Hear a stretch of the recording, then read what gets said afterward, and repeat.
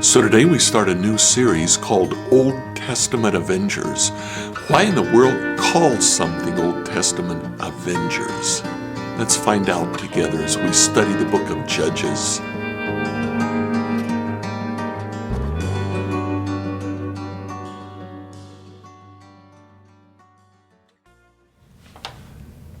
Today we start a new series. We're going to work our way through the book of Judges, and we've decided to entitle this series Old Testament Avengers.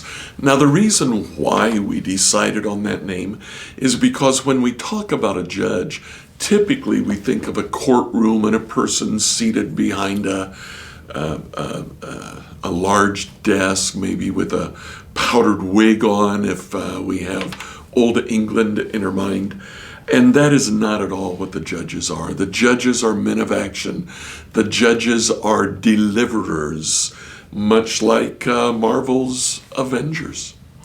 So each judge brings to mind a particular Avenger.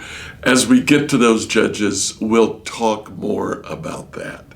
But today I wanted to set up just what's happening in the book of Judges. Israel, when it invaded Palestine, did not conquer the land with an occupational army. Instead, what they did was defeat coalitions.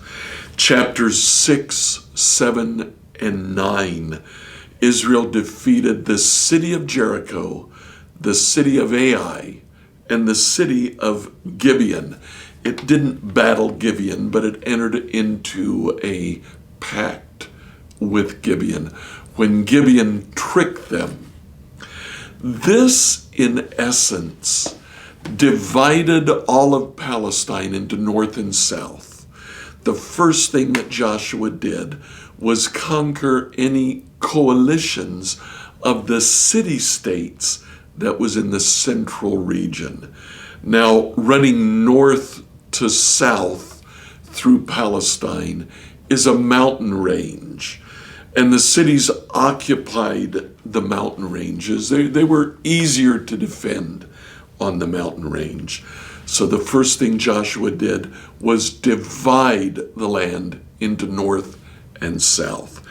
Then he went to the south in Joshua chapter 10. There was a coalition of the 5 kings. They were the kings of Jerusalem, Jarmuth, Hebron, Lachish, and Eglon. Joshua defeated that coalition.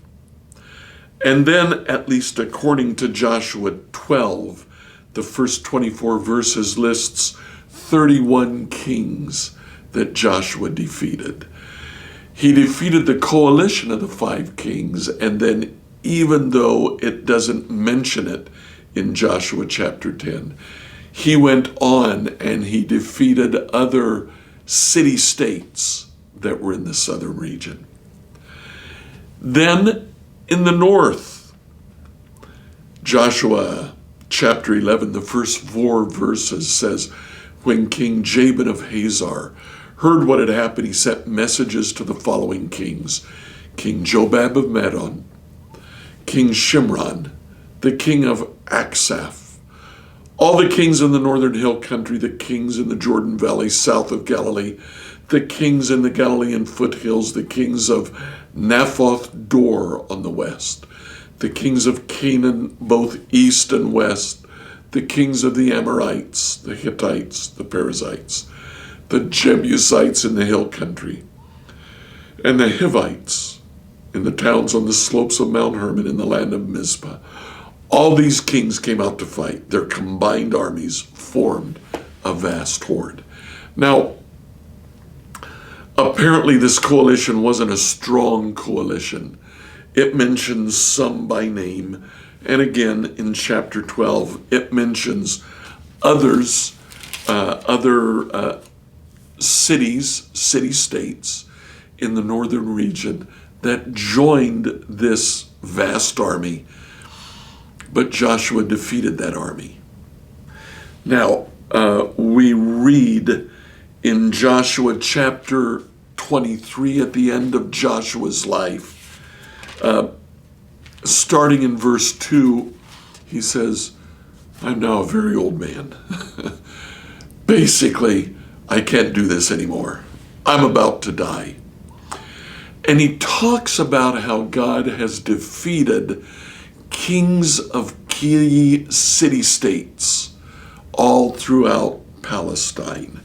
And then in verse 5, this land will be yours, for the Lord your God will himself drive out all the people living there now.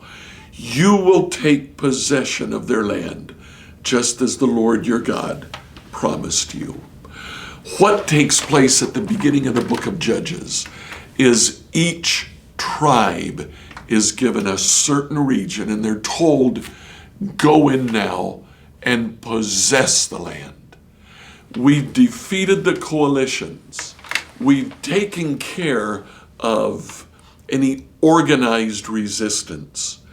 Go in now as tribes and defeat the land that's given to you. That was the plan. Joshua defeated the coalitions. Then each tribe was given a particular region and told to go in and possess that land. As we start tomorrow our study of the book of Judges, we'll see what happens as each tribe takes its own particular region. See you again tomorrow.